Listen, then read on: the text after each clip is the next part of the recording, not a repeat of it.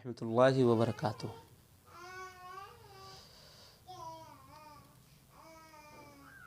آج یہ دوسرا پارٹ ہے نماز کے تعلق سے، نماز کے فضائل، اہمیت۔ دیکھیے، نمازی کے لیے خوف اور غم بھی نہیں۔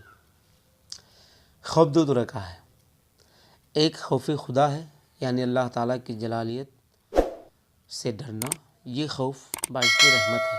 دوسرا خوف دنیا کا خوف ہے، ہر پرہیبت اور نقصان دہ چیز سے خوف پیدا ہوتا ہے۔ ایسا خوف باعث تکلیف اور دکھ ہے، پریشانیوں اور دکھوں کے باعث ہی انسان غمگین ہوتا ہے، اور نماز ایسے خوف اور غم سے نجات دلاتی ہے۔ لہذا وہ لوگ جو ایمان لا کر نیک اعمال یعنی نماز اور زکوٰۃ دینے پر عمل پیرا ہو جائے اور انہیں بہتر اجر سے نوازے گا۔ اللہ رب العزت کا فرمان ہے، ان الذین آمنوا وعملوا الصالحات واقاموا الصلاۃ وآتوا الزکوٰۃ لهم اجرهم عند ربهم ولا خوف علیہم ولا هم یحزنون۔ پارہ 3 سورہ بقرہ 277 آیت کریمہ، آیت نمبر۔ بے شک جو لوگ ایمان لائے اور انہوں نے نیک عمل کیے اور نماز کو قائم رکھا اور زکوٰۃ دیتے رہے، ان کے لیے ان کا اجر ان کے پروردگار کے ہاں موجود ہے، اور ان پر خوف ہے اور نہ ہی وہ غمگین ہوں گے۔ حضرات، حقیقت اگر دیکھا جائے، موت کے بعد انسان میں برے اعمال کی بنا پر مختلف سزاؤں کا غم اور خطرہ لاحق ہوتا ہے، جیسا کہ موت کے بعد عذاب قبر کا ڈر، روز قیامت کا غم ہے، پھر روز محشر میں حساب و کتاب میں ناکامی کا خطرہ، پھر سزا ملنے کی صورت میں عذاب جہنم کا خوف۔ اگر ان تمام مراحل میں کامیاب ہونے کی امید ہو تو خوف و غم ختم ہو جاتا۔ چنانچہ اللہ رب العزت نے اس حقیقت کو واضح کر دیا کہ جو لوگ صاحب ایمان ہونے کے ساتھ نیک اعمال، جن میں نماز بھی شامل ہے، برابر ادا کرتے، نماز پابندی کے ساتھ پڑھتے، تو وہ آخرت پر انہیں بالکل کامیاب و کامران کرے گا، جس وجہ سے آخرت میں ان پر کسی قسم کا خوف نہ ہوگا۔ یہ میں نہیں، بلکہ اللہ رب العزت کا فرمان ہے، اس کی ایکسپلانیشن جو میں نے بیان کی۔ اور ایک چیز، نماز سے روکنے والا آگ میں جائے گا۔ بہت سے لوگ نا خود بھی نہیں پڑھتے، دوسروں کو بھی روک کے رکھتے۔ دیکھیے، اللہ اور اس کے رسول کے لیے، اللہ اور اس کے رسول کی خوف کو اپنے دل میں ہم اور آپ بسائیں، اور خرافات سے محفوظ رہیں، خود بھی بچیں، دوسروں کو بھی بچائیں۔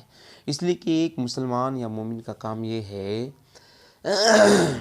المسلم من سلم المسلمون من لسانہ و یدہ، مسلمان وہ ہے جس کے ہاتھ، جس کی زبان سے دوسرا مسلمان بھائی محفوظ رہے، صحیح و سالم رہے۔ اور لیس منا من لم یرحم صغیرنا ولم یوقر کبیرنا ویامر بالمعروف وینہی عن المنکر۔ وہ شخص ہم میں سے ہو ہی نہیں سکتا کہ جو اپنے بڑوں کا ادب نہ کرے، چھوٹوں پر رحم شفقت نہ کرے، نیک بات کا حکم نہ دے اور برائی سے منع نہ کرے۔ اور آیت کریمہ اگر دیکھا جائے تو کنتم خیر امۃ اخرجت للناس تأمرون بالمعروف وتنہون عن المنکر۔ اللہ نے قرآن پاک میں ارشاد فرمایا، تم بہترین امت ہو، لوگوں کو نیکی کا حکم دیتے اور برائی سے روکتے۔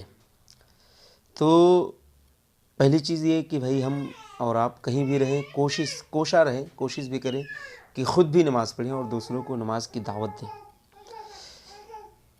دیکھیے، وہ لوگ جو نماز سے روکتے ہیں، نماز سے روکنے والا آگ میں جائے گا۔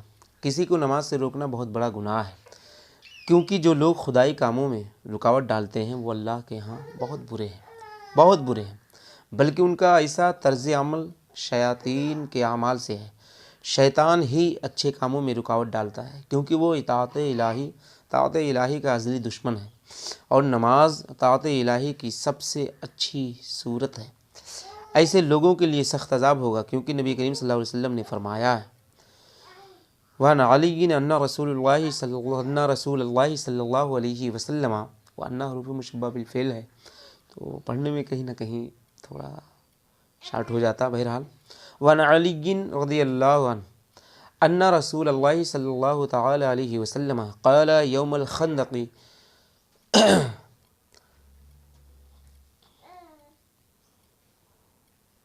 الخندق يحبسون عن صلاة الوسطى صلاة العصر ملأ الله بيوتهم وقبورهم نارا۔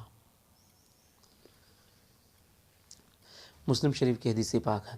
حضرت علی رضی اللہ عنہ سے روایت ہے، کہا کہ بے شک نبی کریم صلی اللہ علیہ وسلم نے خندق کے دن فرمایا، کافروں نے ہم کو درمیانی نماز جو عصر کی نماز ہے نماز سے روکے رکھا، اللہ ان کے گھروں کو اور قبروں کو آگ سے بھر دے۔ اور یہ حدیث اس چیز کا ثبوت ہے۔ اور اللہ نے قرآن مقدس میں بھی ارشاد فرمایا، حافظوا علی الصلوات والصلاۃ الوسطیٰ، کہ یاد کرو نمازوں میں درمیان والی نماز کو۔ تو اس سے مراد کیا ہے؟ وسطیٰ سے مراد یہی نماز عصر ہے۔ تفسیر وغیرہ میں اس چیز کا ذکر ہے، زیادہ صحیح قول یہی ہے کیا؟ نماز عصر ہے۔ بہرحال نمازیوں کے لیے فرشتوں کا خیر مقدم بھی ہے، سبحان اللہ۔ فرشتے اللہ کے مقرب ہیں اور مختلف کاموں کی انجام دہی میں مصروف۔ کچھ ایسے فرشتے ہیں جو انسان کا نام اعمال مرتب کرتے ہیں، ان میں رات اور دن کا اعمال نامہ لکھنے والے الگ فرشتے ہیں۔ وہ فرشتے جو نماز فجر کے وقت آتے ہیں وہ دن کے فرشتے ہیں، اور جو عصر کے وقت آتے ہیں وہ رات کا اعمال نامہ لکھنے والے ہیں۔ جب انسان فجر کی نماز ادا کرتا ہے تو اس وقت دن کے فرشتے آتے ہیں اور رات والے اپنی ڈیوٹی سر انجام دے کر چلے جاتے ہیں، اور عصر کی نماز کے وقت دن والے چلے جاتے ہیں اور رات والے آ جاتے ہیں۔ اور جو شخص ان دونوں اوقات یا وقتوں میں یعنی ان کے آنے اور جانے پر نماز میں مصروف ہوتا ہے تو وہ بڑا اچھا تأثر قائم کر کے جب بارگاہ رب العزت میں حاضر ہوتے ہیں۔ حدیث شریف ہے، بخاری شریف کی حدیث وعن ابی ہریرہ قال قال رسول اللہ صلی اللہ علیہ وسلم ملائکۃ باللیل یتعاقبون فیکم ملائکۃ باللیل وملائکۃ بالنہار ویجتمعون فی صلاۃ الفجر وصلاۃ العصر ثم یعرج الذین یعلو فیکم فیسألہم ربہم وهو عالم بہم کیف ترکتم عبادی فیقولون ترکناہم وهو یصلون وآتیناہم وہم یصلون۔ حضرت ابو ہریرہ رضی اللہ عنہ سے روایت ہے کہ نبی کریم صلی اللہ علیہ وسلم نے فرمایا، تمہیں رات اور دن کو فرشتے باری باری آتے ہیں اور وہ فجر اور عصر کی نماز میں جمع ہوتے ہیں، پھر چڑھتے ہیں وہ فرشتے جنہوں نے تم میں رات گزاری ہوتی ہے۔ ان سے ان کا رب پوچھتا ہے، حالانکہ وہ ان کو خوب جانتا ہے، کس طرح چھوڑا ہے تم نے میرے بندوں کو؟ وہ کہتے ہیں، ہم نے ان کو چھوڑا اس حال میں کہ وہ نماز پڑھتے تھے، اور ہم ان کے پاس گئے جب کہ وہ نماز پڑھتے تھے۔ سبحان اللہ۔ تو یہ خوش بختی ہے ان لوگوں کے لیے کہ جو نماز کی حالت میں ہو اور ان کی حاضری فرشتوں کے رجسٹر میں ان کا نام درج ہو، پھر وہ نام اللہ رب العزت کی بارگاہ میں پہنچے، ہے نا۔ تو آپ سے گزارش ہے کہ ہم اور آپ نماز ضرور پڑھیں، اور بہت ساری آیت کریمہ ہیں کہ اللہ رب العزت نے آیت کریمہ میں نماز کے فضائل و مناقب بیان فرمائے۔ یہاں پہ میں کچھ حدیثوں کا سہارا لے کر کے آپ تک پہنچا دوں۔ تو اس سے یہ پتہ چلا کہ نمازیوں کے لیے فرشتوں کا خیر مقدم بھی ہے، اور جو نماز کو روکتا ہے وہ آگ میں جائے گا۔ اس سے یہ بھی معلوم ہوا کہ نمازی کے لیے خوف اور غم نہیں ہے دنیا میں۔ دوسری چیز کیا کہ نمازیوں کے لیے اجر عظیم بھی ہے، نمازیوں کے لیے ذریعے نجات بھی ہے۔ تو بہت ساری چیزیں میں نے بتائی، اور امید ہے انشاءاللہ آپ عمل بھی کریں گے۔ اچھا، ایک اور بات، جو بندہ نماز ادا کرتا ہے موت میں آسانی بھی اس کے لیے رہتی ہے، موت کے ٹائم آسانی اسے رہتی ہے۔ اب آپ ذرا غور کریں، یہ دنیا ہے، الدنیا سجن للمؤمنین والجنت للکافرین، دنیا مومنوں کے لیے قید خانہ، کافروں کی جنت، اور ہر آنے والا جو بھی ہے آئے، تو سب کو جانا ہے، جانے کے نہیں جانا۔ دوسری چیز یہ بھی ہے کہ نماز وہ عبادت ہے کہ جس سے ہماری اور آپ کی نجات ہوگی انشاءاللہ، اور جنت میں لے جانے کا ذریعہ بھی ہے، بخشش کرانے کا ذریعہ بھی ہے۔ بہرحال دیکھیے ایک چیز اور، یہ نماز جو ہے نا آسانی موت ہے، یعنی موت کے وقت آسانی ہوگی۔ موت اور حالت نزا کی سختی ایسی ہے کہ رسول کریم صلی اللہ علیہ وسلم اللہ سے دعا مانگا کرتے تھے کہ مجھ پر موت اور نزا کی سختی آسان فرما۔ ہم موت کی سختی اور شدت کا حال نہیں جانتے، بلکہ موت کا حال تو وہ جانتا ہے جس پر وہ حالت گزرتی ہے۔ مرنے والے کو دیکھ کر انسان صرف تھوڑا سا قیاس کر سکتا ہے، مگر حقیقت نہیں جان سکتا۔ یہ حقیقت ہے نا۔ جسم اور روح کا آپس میں گہرا تعلق ہے۔ مردہ جسم جس میں روح نہیں ہوتی، اگر کوئی تکلیف بھی پہنچے تو اسے کوئی احساس حساس بساس نہیں ہوتا، مگر جس جسم میں روح موجود ہو تو اسے ذرا سی تکلیف بھی پہنچے تو روح چونک اٹھتی ہے، چونکہ روح سارے جسم میں پھیلی ہوئی ہے۔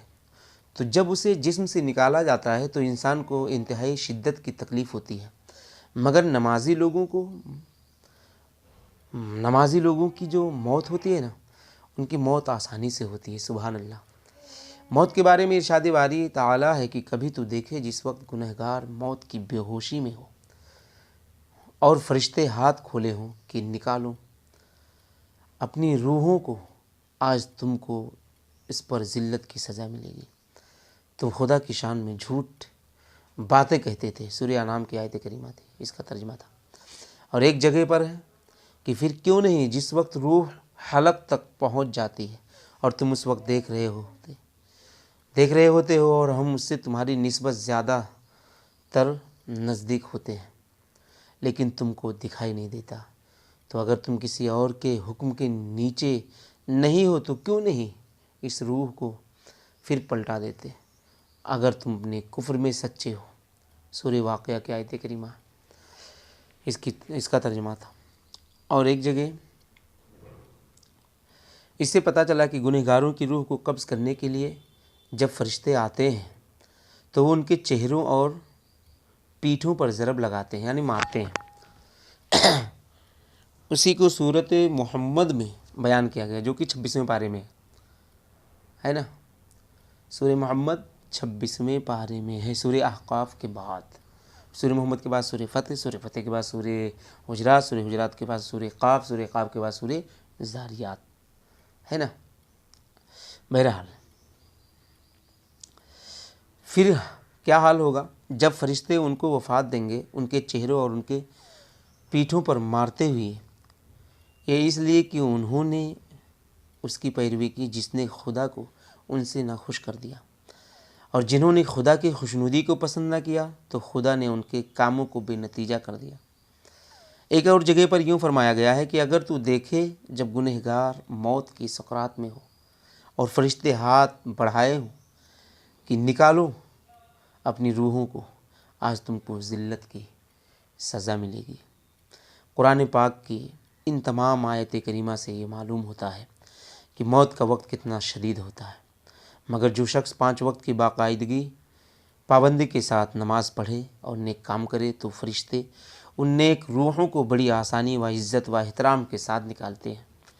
اور عالم سکرات کے وقت نماز ہی ایک چیز ہے جو انسان کو سختی سے بچاتی ہے، مگر یہ نادان انسان پھر بھی نماز کی طرف توجہ نہیں دیتا۔